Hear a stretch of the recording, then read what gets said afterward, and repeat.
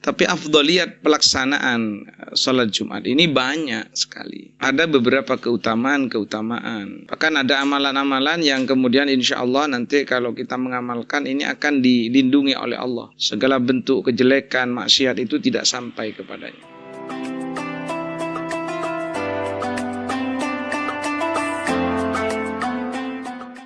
Assalamualaikum warahmatullahi wabarakatuh. Hai teman-teman, alhamdulillah kita dapat bertemu kembali dalam program Mengaji Kitab, tentunya bersama Kiai Imam Sutaji selaku Ketua Lembaga Dakwah PCNU Sumeneb, dan dengan sumber kitab Hujatul Ahli Sunnah wal Jamaah.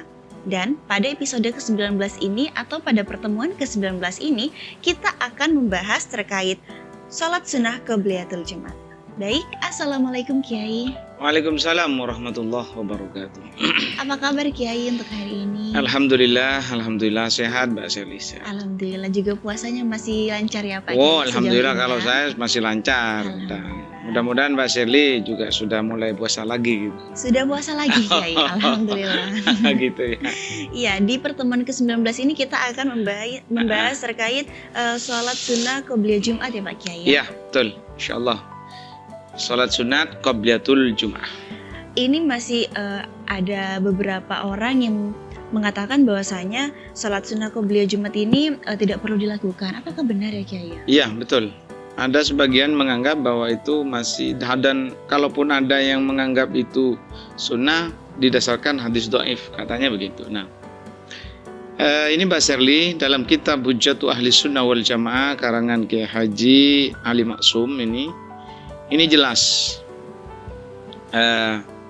Di sini hal li sholatil jum'ah sunnatun qobliyah aula. Apakah sholat sunat Jum'ah ini punya sholat sunat qobliyah seperti zuhur gitu. Dan wa hadza aidan minal masail far'iyyah al-ijtihadiyah allati la yanbaghi tabadul inkari fiha. Dan ini merupakan persoalan yang sifatnya fur'iyah dalam hal ijtihad yang tidak perlu menjadi perdebatan. Karena begini Mbak Sherly, dalam kitab ini disebutkan amma syafi'iyah faqalu na'am lil jum'ah sunnatun qobliyah kadzuhri li hadisin fiha. Menurut golongan Syafi'iyah, ini beda ya, ada Syafi'i, ada Syafi'iyah. Kalau Syafi'iyah itu adalah pengikut Imam Syafi'i, didasarkan kepada beberapa hadis bahwa sholat sunnah qobliyatul jum'ah itu memang ada, seperti sholat zuhur. Gitu. Oleh karenanya di sini ditambahkan ziyadatun minal fakir wali khabari Muslim, ini hadis dari Imam Muslim. Idza shalla ahadukumul jum'ata falyusalli qablaha arba'an wa ba'daha arba'an.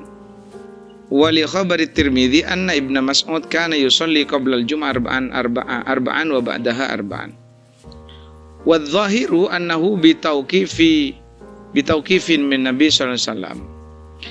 Jadi dengan jelas di sini dalam hadis Muslim itu diriwayatkan Imam Muslim bahwa apabila kalian melakukan sholat Jumat maka hendaknya sholat qobliyah, dan sholat qobliyah kok sebelum sholat Jumat itu 4 rakaat dan sesudahnya 4 rakaat.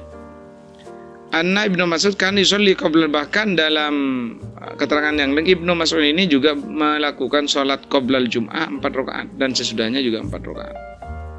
Dan ini wadh-dhahiru annahu bitauqifin minan Nabi, karena orang-orang yang melakukan itu adalah sahabat terdekat Nabi. Ini menunjukkan pastilah bitauqifin minan Nabi, ada ketentuan dari Rasulullah sallallahu alaihi wasallam. Kemudian Mbak Sherly, qala Syekh Ali Maksum rahimahullah taala, qala al-Qurdi ala bafadal fi bab salatil jum'ah wa aqwa ma yutamassaku bi fi masyru'atir rak'atin qabla al-jum'ah ma sahahu Ibnu Hibban min hadis Abdullah ibni Zubair marfu'an. Ma min sholatin illa wa baina yadaiha rak'atani. Jadi tidaklah ada dalam sholat itu kecuali ada 2 sholat sunat rakaat di masing-masing pelaksanaan sholat itu. Maksudnya begini, setiap kali kita melakukan sholat yang wajib itu pasti ada sholat sunnah qobliyahnya. Nah, kecuali yang ba'diyahnya itu adalah sholat asar dan setelah subuh Mbak, itu tidak ada. Dan ziyadatun minal fakir wa fi fathil wahab juz awal sahifah 56 khabar syaikhani baina kulli dhi adhanaini salatun. Dalam setiap hadis diriwayatkan oleh Syaikhani ini Shaykhaini itu adalah Bukhari Muslim ya, atau dikenal dengan muttafaq alaih. Baina kulli dhi adzaini, di antara dua adzan itu terdapat sholat. Jadi di setiap Jumat itu kan adzannya 2 kali. Iya. Jadi adzan yang pertama itu Sholat Jumat. adzan yang menunjukkan apa namanya? Menunjukkan adzan itu bagaimana waktu sholat Jumat itu sudah sampai. Ya, sudah Itu masuk dimulai pada masa Sayyidina Utsman. Itu baru setelah itu kita sholat qobliyah. Dan setelah itu adzan lagi, kemudian baru dilakukan khutbah. Ya, khutbah. Khutbah Jumat itu. Ini banyak sekali Mbak Shirley yang mengatakan bahwa sholat Jumat itu tidak punya sholat qobliyah. Sampai hari ini sebagian orang mengatakan itu enggak. Tapi kita sebagai orang Ahlussunnah wal Jamaah, orang NU, meyakini bahwa itu ada. Berarti di luar masih ada simpang siur ya Pak Kiai? Ya, itu sebenarnya menurut saya bukan persoalan simpang siur kadang, tapi memang kadang-kadang karena akal Mbak Shirley. Dan juga mungkin tergantung sama sandarannya mungkin ya Kiai? Ya, hadis atau ayat yang menganjurkan itu. Dalam ini kama qala annahu sallallahu alaihi wasallam kana yusalli qablaha arba'an. Dalam kitab Mishkah, thumma qala Syekh wa qala al-Qurdidan wa ra'aytu naqtan an syaril mishkati li mulla 'alil qari ma nasahu wa qad ja'a bi sanadin jaydin kama qala al-Iraqi annahu sallallahu alaihi wasallam kana yusalli qablaha arba'an. Jadi dalam sebuah sumber yang lain bahwa Kanjeng Nabi Muhammad itu memang pernah melakukan sholat 4 rakaat sebelum sholat Jumat. Itu ada. Wa fi Sunan Tirmidzi li Ahmad Syakir fi babi ma ja'a ma yuqra bi fi sholati subhi yaumal Jumat. Nah, ma nasahu kan Ibnu Umar yutilu sholata qabla al-jum'ah wa yusalli ba'daha raka'atain wa fi baitihi wa yuhaddisu anna Rasulullah SAW kana yaf'alu dzalik. Ini jelas Ibnu Umar juga mengatakan bahwa Kanjeng Nabi itu pernah melakukan itu. Kenapa suatu saat Rasulullah tidak melakukan? Karena Kanjeng Nabi ini begitu eman dengan umatnya. Khawatir nanti kalau Nabi melakukan terus disangkanya wajib, Mas Ali. Gitulah maksudnya. Qala an al-Ma'bud qala an-Nawawi fil Khulasah sahih ala syartil Bukhari wa qala al-Iraqi fi syarh at-Tirmidzi isnadu sahih la jarma wa akhraja Ibnu Hibban fi sahih. Bahkan dalam Ahkamul Fuqaha fi Muqarrarati Nahdlatul Ulama juz awal itu jelas sekali bahwa salat Jumat ini sandarannya untuk orang NU tetap melakukan itu dan ya tidak ada masalah gitu. Kalau orang tidak percaya juga tidak masalah. Cuma yang jelas kalau Anda mengatakan kami adalah ahli bid'ah, itu juga Anda yang tidak benar karena kami melakukan ini juga Rasulullah pernah melakukan itu.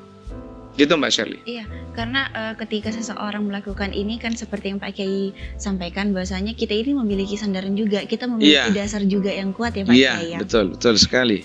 Jadi sebenarnya sholat sunnah qobliyah Jumat ini ada anjuran dalilnya ya Pak Kiai. Ada anjuran Rasulullah melakukan itu. Memang tidak selamanya Rasulullah melakukan. Kenapa Mbak Shirley?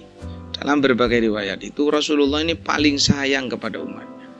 Dia khawatir apa yang diwajibkan kepada dirinya menjadi wajib kepada umat. Gitulah. Pak Shirley dia seperti qiyamul lail, bangun malam, sholat malam itu tahajud. Bagi Rasulullah itu wajib.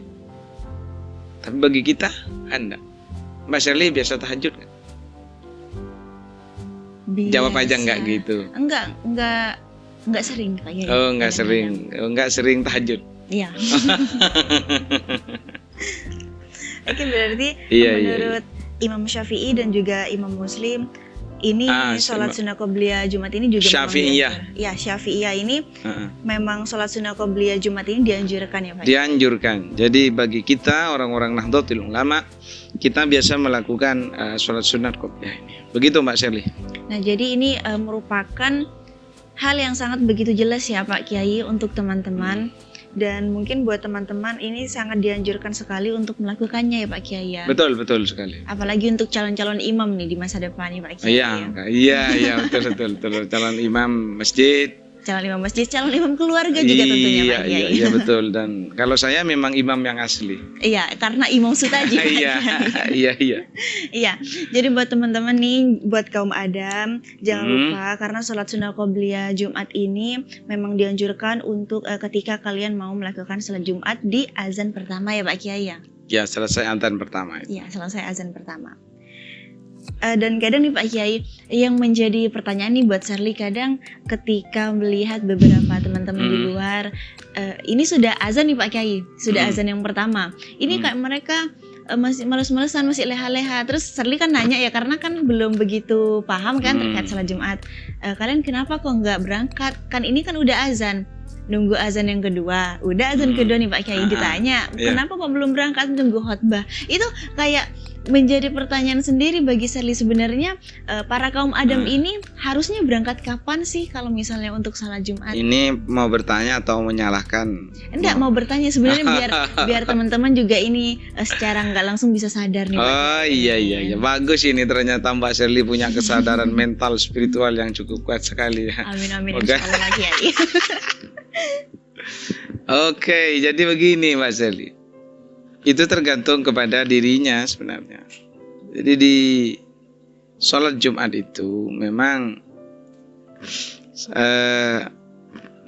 yang wajib itu kan dia harus mendengarkan khutbah terus itu. Tapi afdoliyat pelaksanaan sholat Jumat ini banyak sekali.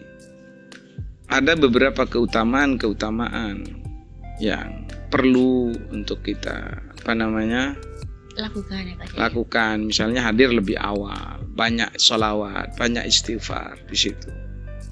Bahkan ada amalan-amalan yang kemudian insya Allah nanti kalau kita mengamalkan ini akan dilindungi oleh Allah. Segala bentuk kejelekan, maksiat itu tidak sampai kepadanya. Itu ada banyak Mbak Sherly. Nanti kita bahas dalam season yang lain. Kalau bisa diperlukan memang dipentingkan, kita bahas dari season yang lain. Begitu Mbak Sherly. Iya, jadi kan tadi juga Pak Kiai menyebutkan bahwasanya dari Imam Muslim ini menyebutkan bahwasanya ada sholat sunnah 4 rakaat sebelum sholat Jumat dan 4 rakaat juga sesudah sholat Jumat. Tetapi kalau Kanjeng Nabi itu melakukannya di rumah beliau, bukan di masjid. Jadi berarti itu nggak apa-apa ya Pak Kiai, maksudnya para teman-teman nih kaum Adam setelah melakukan sholat Jumat kan pulang nih, melakukan sholat sunnah sesudah itu 4 rakaat itu nggak apa-apa di rumah ya Pak Kiai? Iya, memang di rumah nggak apa-apa. Tapi kalau saya langsung di masjid aja. Lebih afdal mungkin ya Pak Kiai ya? Ya nggak juga sih mungkin ya. Atau mungkin lebih cepat selesai. Karena kalau mau dikatakan afdal dan tidaknya belum ada keterangan menakan lebih afdal melakukan di masjid sholat sunnah badiah, nggak ketemu saya. Mungkin ya Allah alam. Biar cepat selesai aja ya Pak Kiai, tidak tertunda ya Pak Kiai ya. Ya nanti nyampe di rumah itu nyantai, langsung tanya sama istri sudah rantah atau tidak gitu aja. Ya benar-benar juga. Ya langsung makan gitu nyampe di rumah. Iya, tapi sayangnya kalau misalnya lagi puasa kan. Oh iya, maksudnya di luar bulan puasa. Ini Mbak Sherly ini main-main. Maksud saya yang di luar bulan puasa itu maksudnya. Gitu. Ya, berarti ini mungkin sudah sangat jelas ya Pak Kiai ya terkait simpang siur di luar. Mungkin teman-teman yang masih bingung ada nggak sih sholat sunnah sebelum sholat Jumat atau ada nggak sih sholat sunnah sesudah sholat Jumat? Pertanyaan kali ini sudah dijawab oleh Pak Kiai ya dengan sangat jelas dan juga dengan beberapa hadis-hadis tadi yang sudah disebutkan. Oke, ya betul. Mungkin bisa dicukupkan ya Pak Kiai ya untuk episode episode kali ini bisa dicukupkan. Oke. Ya. Jadi teman-teman, buat kalian yang masih bingung terkait sholat sunnah qobliyah Jumat ini masih ada atau enggak, ataupun kalian masih ada unek-unek nih di pikiran kalian bisa sampaikan pertanyaan kalian di kolom komentar di bawah ini ya. Jangan lupa untuk like, comment, subscribe, dan share video ini. Semoga video ini bermanfaat. Terima kasih. Marhaban ya Ramadan. Wallahul muwaffiq ila aqwamit thoriq. Wassalamualaikum warahmatullahi wabarakatuh.